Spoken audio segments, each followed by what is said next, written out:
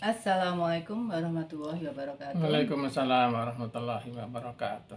Hari ini kita dipertemukan dalam wadah pembelajaran singkat, katanya Kultum, media pembelajaran ala-ala Kultum yang mengangkat berbagai topik hangat yang mudah-mudahan banyak manfaatnya bagi kita semua. Insya Allah. Insya Allah ya.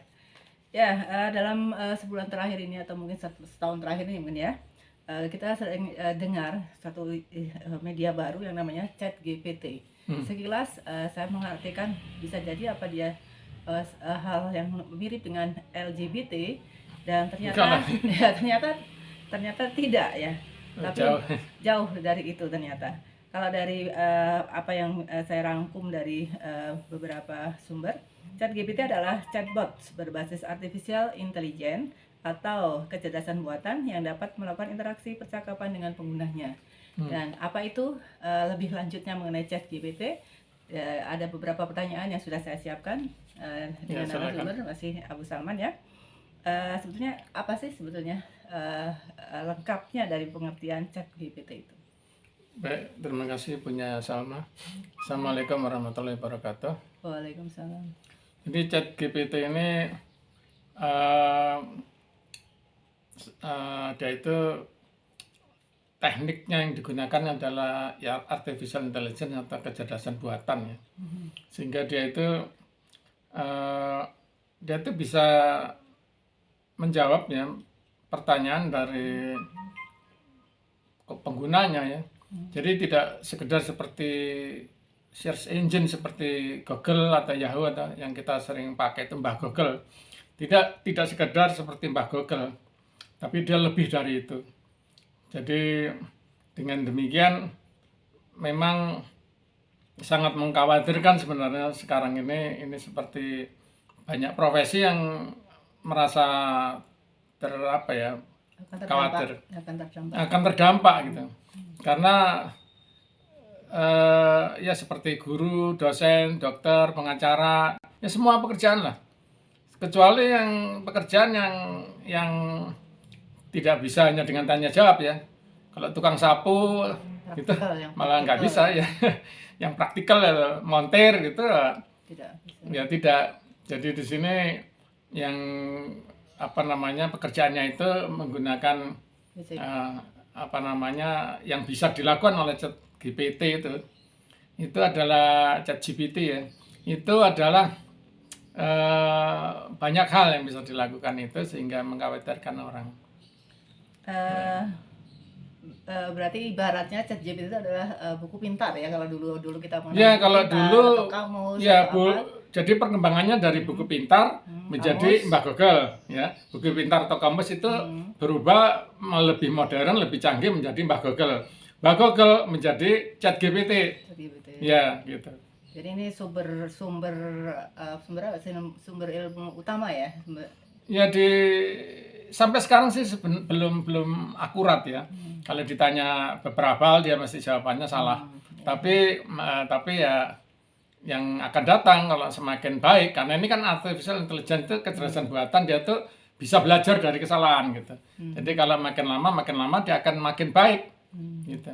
Jadi kalau mahasiswa atau murid sekolah nanya soal yang diberikan gurunya, soal ujian, soal kuis, tanya situ ChatGPT akan bisa menjawab. Iya. Sekarang sudah banyak bisa jawab dengan benar. Ya, hanya 1-2 soal yang salah. Nah, dokter juga orang bisa tanya ke situ dengan jawaban yang mungkin ya bagus ya, diagnosa bisa memberikan diagnosa. Pengacara juga segala macam kerjaan itu bisa ditanya ke situ. Ya, kalau dari sisi hukum Islam ya, bagaimanakah penggunaan atau pemanfaatan ChatGPT tersebut hukumnya? Kalau manfaat hukumnya ya, kalau hukumnya ini mungkin nunggu ulama ya. Kita bukan ulama di sini, jadi ulama fikih maksudnya ya, bukan di situ kita posisinya. Tetapi kalau dari sudut pandang sains ya, orang ilmuwan modern maksudnya ya, bukan ilmu agama ya, itu memang kemungkinan besar itu jatuhnya adalah mubah. Ya, jadi seperti waktu dulu baru mulai ada mobil, pesawat terbang ya, itu kan hukumnya mubah, artinya ya asal tidak berlebihan ya orang biasa aja pakai itu gitu. hukumnya mubah kemungkinan sangat besar ya. Ya, kalau dibandingkan antara manfaat dan mungkin nanti mudarat yang akan muncul dari berkembangnya ya pemanfaatan ChatGPT ini, bagaimana rinciannya manfaatnya tuh dalam kelompok seperti apa dan mudaratnya seperti apa gitu?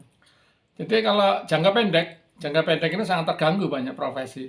Banyak profesi pasti akan sangat terganggu, harus ada siap-siap gitu ya. Kemarin di ITB sampai rektoratnya memberikan pengumuman pemberitahuan kepada mahasiswa kalau ujian dilarang untuk menggunakan ChatGPT misalkan. Dilarang membawa HP gitu ada gimana? Ya pokoknya dilarang menggunakan itulah gitu. Ya saya nggak tahu seberapa efektif. Sebenarnya sekarang masih banyak salahnya sih jawabannya itu. Masih bisa ditipu sebenarnya ChatGPT itu dengan soal dosen atau guru itu bisa melakukan trik-trik tertentu sehingga jawaban mahasiswa itu salah gitu. Nah ini ya kalau dosennya ngerti caranya trikinya untuk tanda kutip menipu ChatGPT. Nah ini juga sama juga sebenarnya jangka pendek yang ada masalah. Tetapi kalau saya yakin jangka panjang itu ya manusia akan akan Berevolusi. ada evolusi ya. Dulu kan waktu pertama kali dibuat orang itu revolusi industri ya. Ada mesin-mesin kan orang kewaturan nanti semua manusia nganggur digantikan oleh mesin. Tapi ternyata juga tidak. Muncul selalu pekerjaan baru. Kenapa? Karena yang ini masih masuk kultum ya. Jadi karena apa? Karena Allah itu kan yang menciptakan manusia itu sudah menyiapkan segalanya supaya manusia itu bisa bertahan hidup dalam kaitan dengan pekerjaan ya. Bahkan kan kalau kita baca Quran sejak awal manusia pertama itu awal manusia itu sudah bisa memahami bahwa ada binatang dia lapar dia bisa makan hewan-hewan yang ada di hutan, dia tinggal di tempat yang terpencil. Waktu itu kan belum ada kota-kota. Terus ya dia ke laut, ke sungai, dia bisa mencari ikan. Insting. Lebih dari sekedar insting. Kalau insting mungkin binatang ya. Kalau manusia memang intelijen itu karunia Allah ya, gitu ya. Jadi kalau jangka panjang ya, tapi jangka pendeknya ini yang semua harus siap-siap ya. Ya, jadi ternyata ChatGPT itu adalah suatu chatbot ya, dari alat bantu tadi ya, alat bantu berbasis AI atau artificial intelligence yang dalam jangka pendek mesti ada suatu antisipasi untuk semua profesi. Untuk semua profesi, untuk penyesuaian ya dalam menyikapi berkembangnya penggunaan media ini. Untuk pada banyak lapisan masyarakat ya. Tapi jangka panjang diyakini atau insya Allah kita yakin sebagai orang Muslim akan ada suatu karunia Allah yang pasti ada muncul lagi pekerjaan lain gitu yang menggantikan, yang akan menyebabkan kita bisa menyesuaikan dengan kondisi manusia bisa selalu bisa media atau alat bantu ini Itu saja topik kita untuk kali ini. Kita tutup dengan mengucapkan wassalamualaikum warahmatullahi wabarakatuh. Waalaikumsalam warahmatullahi wabarakatuh.